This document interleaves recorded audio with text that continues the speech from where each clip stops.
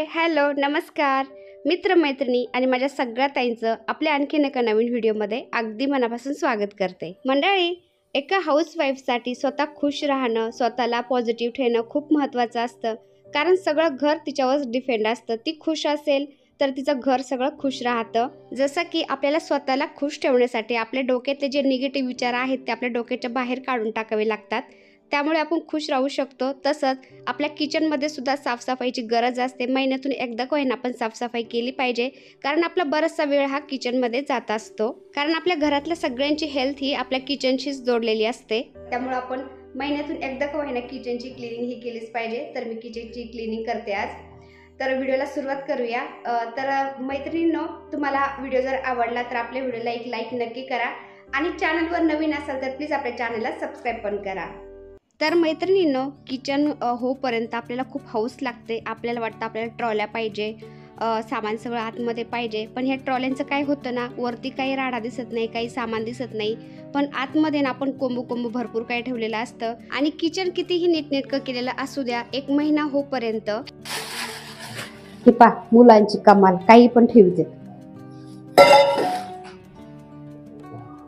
हे पा अशी अवस्था झालेली असते किचनची एक महिना होईपर्यंत।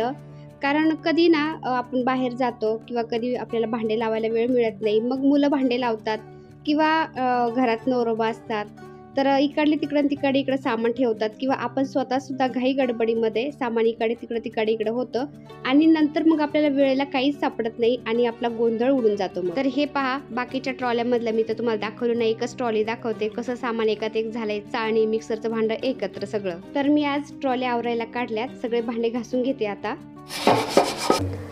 तर हे फिल्टरचं पाणी आहे ना, कसं टपकायला लागलंय कालपासून, तर फिल्टरवाला बोलवलाय आता। तर असं फिल्टरमधून किंवा आपल्या कुठल्याही नळामधून घरामध्ये असं पाणी टपकलेलं सुद्धा चांगलं नसतं, तर त्यासाठी आम्ही फिल्टरवाला बोलवलाय आता।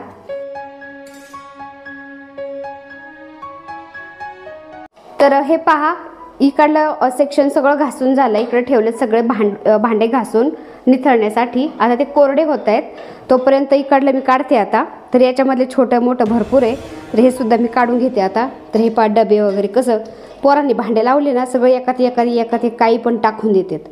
तर महिन्यातून ना मला किचन आवरावंच लागत, नाही तर काहीच नाही सापडत।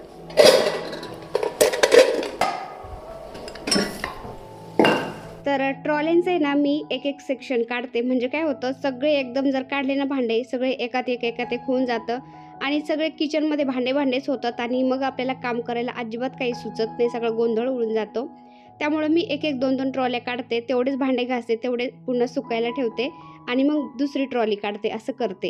म्हणजे काय होतं, आपल्याला भांडे लावायला पुन्हा परत सोपं पडतं, सापडतात पण भांडे। मग मुलांचे शाळेचे डबे, नवरोबाचे ड्युटीचे डबे हे सगळे घासून काढते, तुपाचे डबे। तर बर्फाचे ट्रे ना मला खूप दिवसाचे मिळत नव्हते, मी शोधत होते, तर ते खाली ट्रॉलीमध्ये भांड्यांच्या खाली पडलेले होते, ते सुद्धा मला सापडले आता। तर हे बारकाले भांडे झालेत आता। तर ताई न, हे पहा, असं मी लिक्विड आहे ना जास्त बनवून ठेवत असते बाटल्यांच्यात। म्हणजे काय ना, ते जितकं जुनं लिक्विड होईल ना तितकं जास्त काम करतं आणि आपल्याला किचनला आहे ना बरेच दिवस पुरतं। तर या लिक्विडमध्ये ना मी काय करते, तुम्हाला मी थोडे प्रमाणात सांगते।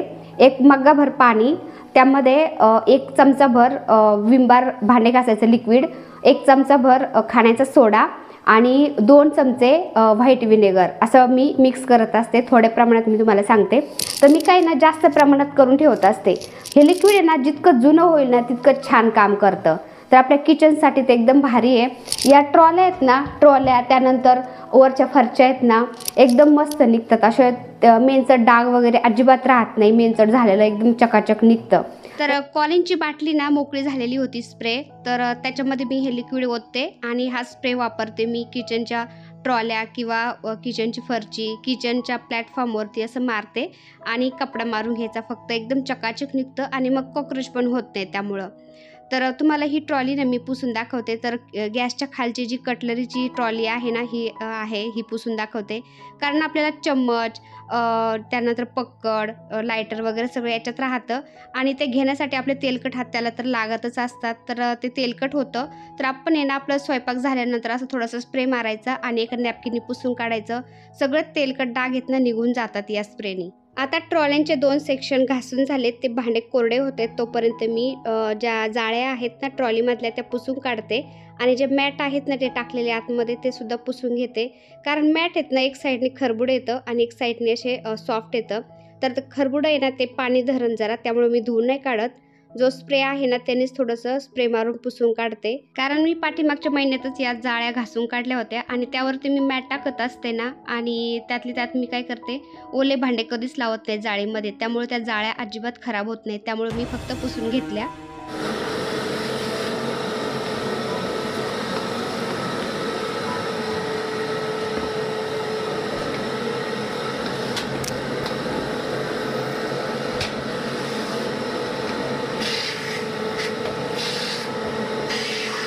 तर ट्रॉल्या बनवायच्या वेळेस खूप हौस लागते, पण असा कुटाणा असतो याचा, तुम्ही बघू शकता. ट्रॉल्या बनवताना आहे ना एक चुकी झाली, मला माहितीच नव्हतं यातलं काय असतं नेमकं. तर ट्रॉल्या आजकाल सगळ्या असं बाहेर निघतं आणि पुन्हा आतमध्ये घालता येतं.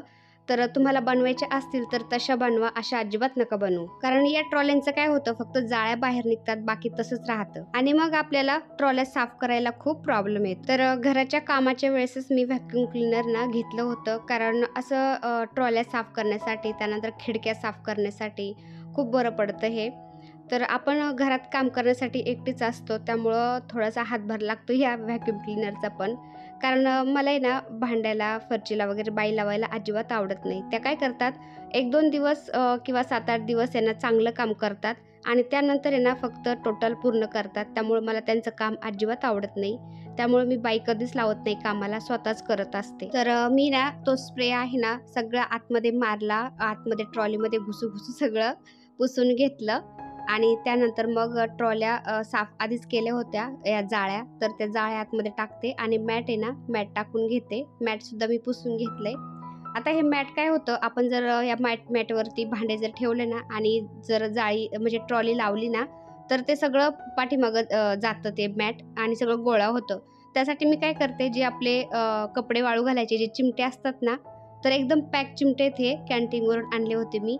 तर हे असे चिमटे लावत असते मी एका या बाजूला, म्हणजे काय होतं, आपण जर ट्रॉली लावली ना तर ते मॅट आहे ना सरकल्या जात नाही. तर हे पहा मी 2 चिमटे असे लावते, एकदम पॅक बसतात ते आणि मग ते मॅट सरकतच नाही, जसून तसंच राहतं. आता नवरोबा म्हणत होते की आता संध्याकाळ झाली, चहा पाणी कर आणि स्वयंपाक करून घे आणि उरलेलं मग नंतर कर. कारण एकदा स्वयंपाकाला उशीर झाला ना नंतर खूप कंटाळा येतो.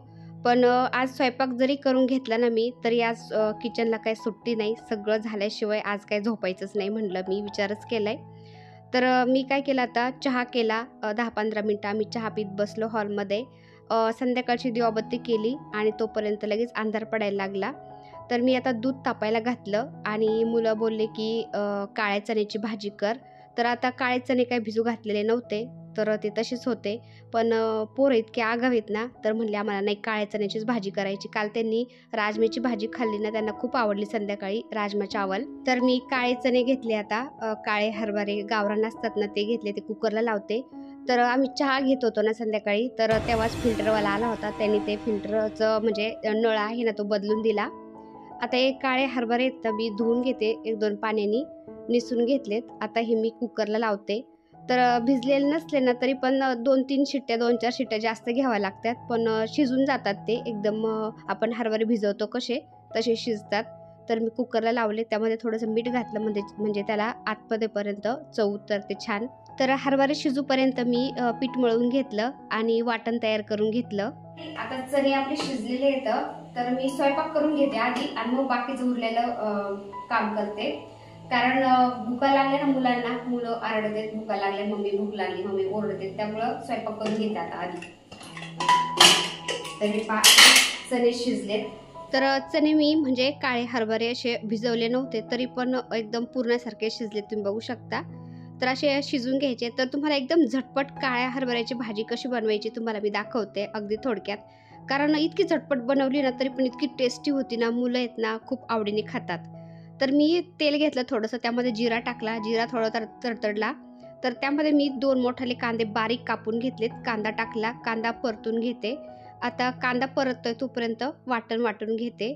तर वाटण्यासाठी मी इथं 2 टोमॅटो घेतले आणि लसण, खोबऱ्याचे थोडेसे तुकडे घेतले तर किसलेला खोबरं असेल ते घेऊ शकता किंवा खोबऱ्याचे असे तुकडे घ्यायचे.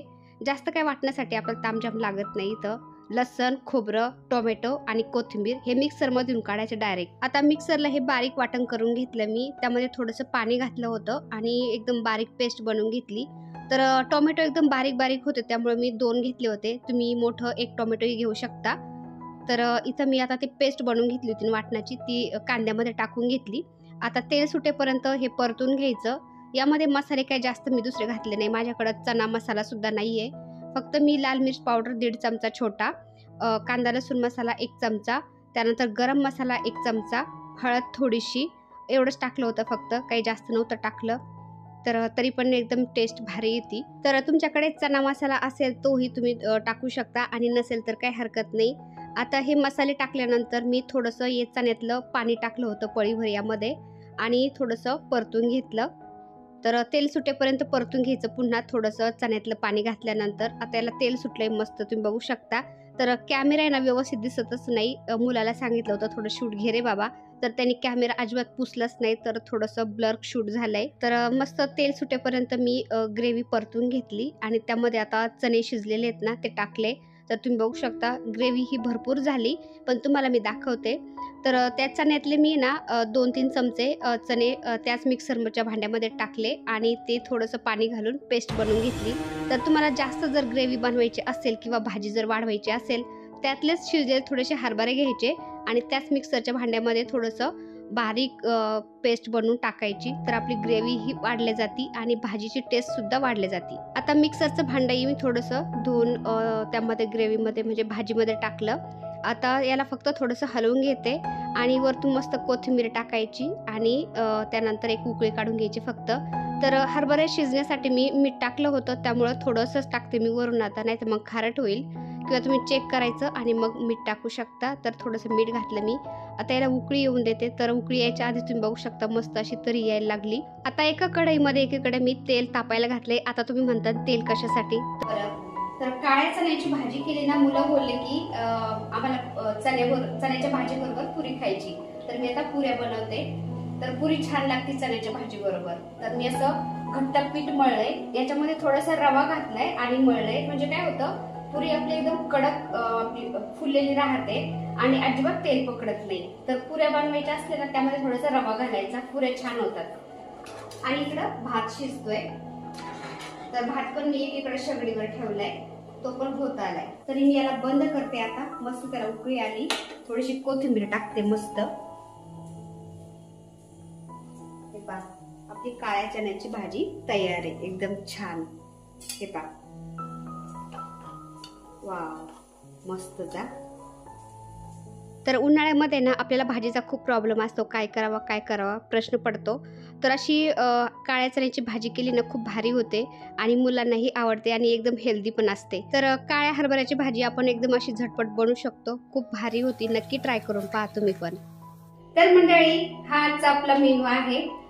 पुरी, काळ्या चण्याची भाजी, भात आणि पापड. तर या जेवायला तुम्ही पण.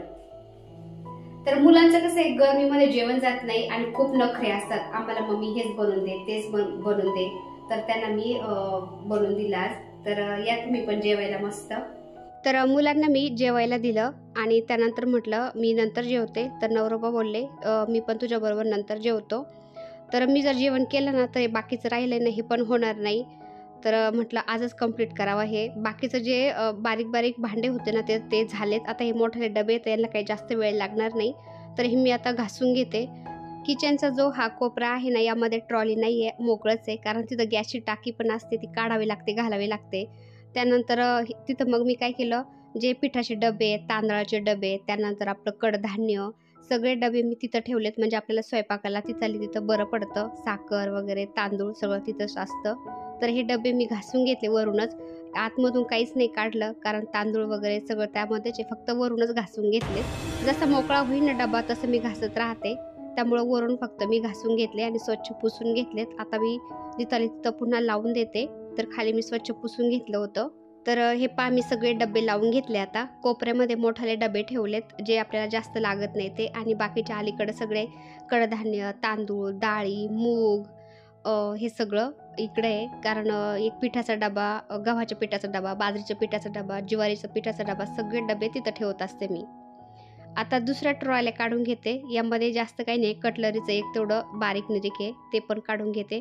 तर कटलरी मी सगळ्या काढून घेतल्या बेसिनमध्ये आणि कटलरीची जाळी आहे ना ती घासून घेते.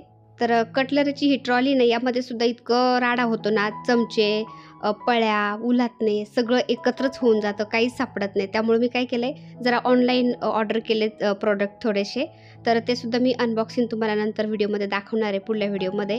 आणि थोडंसं किचनचं मेकओव्हर पण करणार आहे नंतर. त्यामुळं म्हटलं किचन आधी आवरून घ्यावा. तर मोबाईलवरती मी गाणे लावून दिलेत आणि त्यांना जर काम चालू आहे माझं आता, कारण नंतर अंगातली एनर्जी संपली ना, कंटाळा येतो. तर स्वयंपाक झाल्यानंतर थोडासा कंटाळाच आला होता मला, पण म्हटलं आता एवढं राहिलं का राहूनच जाईन. त्यामुळं मी म्हटलं करून घेते पहिलं. तर बाकीच्या ट्रॉल्या पण मी आता बाहेर काढल्या सगळ्या आणि स्वच्छ केल्या. त्यानंतर व्हॅक्यूम क्लिनरने सगळं आतमधली धूळ ओढून घेतली, पुसून घेतलं आणि पुन्हा आता ट्रॉल्या लावून घेते. सगळे भांडे घासून कोरडे करून पुसून मी लावून दिलेत आणि त्यानंतर आता हे वरचं पुसून घेते. एवढं ठेवलं होतं मी फक्त पुसण्यासाठी, नंतर म्हटलं नंतरच पुसून घेईन. आतमध्ये पुसलं होतं मी आधी, पण वरतून राहिलं होतं, कारण ते हात लागणारच होते त्याला, त्यामुळं. तर किचन काय आपल्याला एकच दिवस नसतं हँडल करावं लागत, आपल्याला रोजच किचनमध्ये काम करायचं असतं. आणि किचन आपलं एकदम साफसुथरं असेल ना तर आपलं मन लागतं किचनमध्ये. तर मंडळी, सगळ्या ट्रॉल्या मी आज काढल्या, भांडे पण घासून झाले, ट्रॉल्या साफ झाल्या, भांडे पुन्हा लावून पण दिले मी. आता बाकीचं वरच राहिले, आता बस तेवढंच राहिले. बाकी आता पुढल्या व्हिडिओमध्ये पाहूया आपण बाकीची साफसफाई. तर आता जेवण पण बनलेलं आहे, आता जेवण करतो. तर भेटूया पुन्हा अशाच एका छानशा व्हिडिओ बरोबर. तोपर्यंत बाय बाय. व्हिडिओ पाहिल्याबद्दल धन्यवाद सर्वांना. श्री स्वामी समर्थ.